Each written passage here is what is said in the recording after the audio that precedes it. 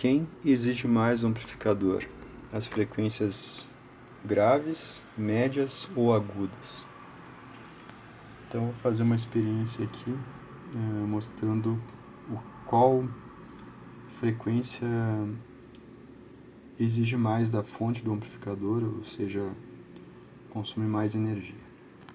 Então eu estou aqui com 8 ohms de carga, tá?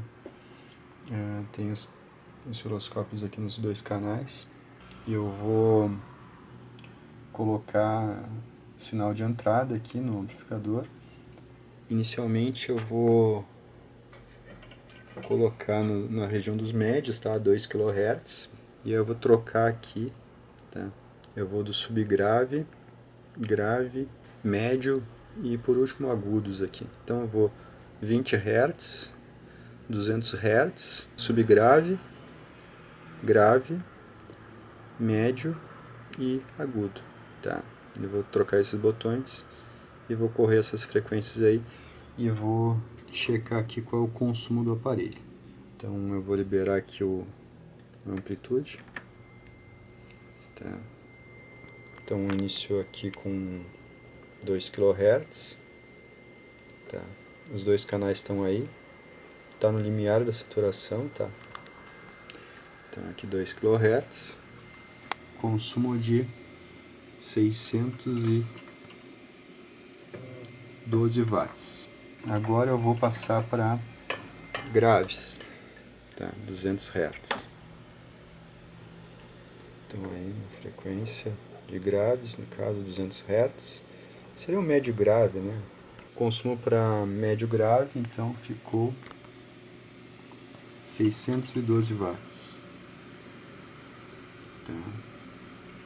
Agora subgrave, 20 Hz. Tá. O consumo então para subgraves é 611 watts. Tá. E agora a gente vai ver o consumo para agudos. Então eu vou pular aqui para 2K, 20 kHz. Então, consumo para agudos 612 watts. Tá. Isso já era de se esperar, né? Porque como a carga tem a mesma resistência para todas as frequências, o consumo em todas as frequências aqui do espectro de áudio é o mesmo, né? Não teria como ser diferente o resultado desse teste. A gente percebeu então que de 20 Hz a 20 kHz a carga consome a mesma coisa do amplificador, né?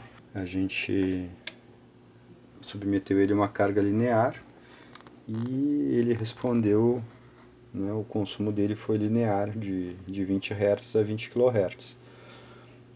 O que acontece na música, né? O tempo dos agudos é menor e o tempo dos médios, no caso, é menor do que o dos graves. Então, o que varia na música são os tempos, né? Então, os graves lá tem uma grande porcentagem do tempo da música, né? Os médios uma porcentagem um pouco menor e os agudos menor ainda. Então acho que daria para dizer que os agudos são 10% do tempo da música. Por isso que a gente consegue usar um tweeter de 10 watts num amplificador de 100 watts, né? O ímã do tweeter é muito menor.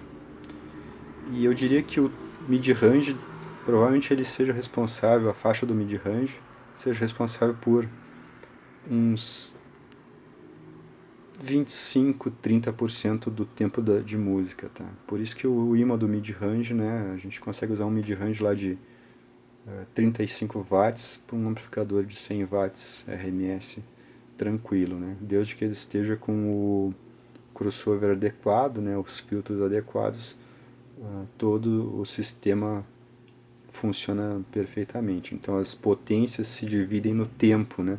Então o Twitter recebe mais ou menos 10%, né, de potência, o mid-range uns 30%, 25%, 30%, e o alto-falante, o woofer, recebe lá, né, o resto da,